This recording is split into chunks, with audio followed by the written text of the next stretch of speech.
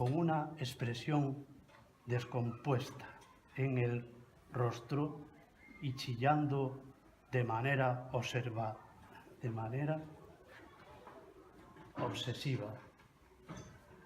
¡El loro! ¡El loro!, exclamaba, mientras señalaba nerviosamente la jaula.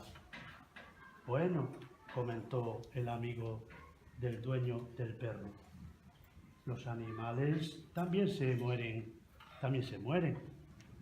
Nada es eterno. Ya sé que se mueren, respondió la mujer.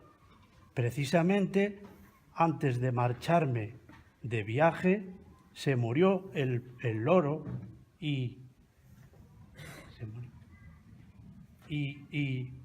yo misma lo enterré en el jardín. ¿Cómo es posible que haya aparecido ahora dentro de la jaula? ¡Ay!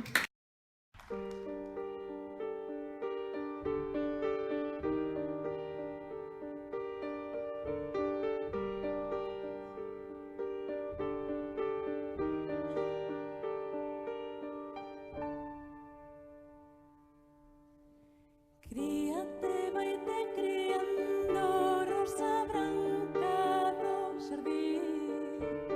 Críate, vaite criando, rosa branca do xardín. Críate,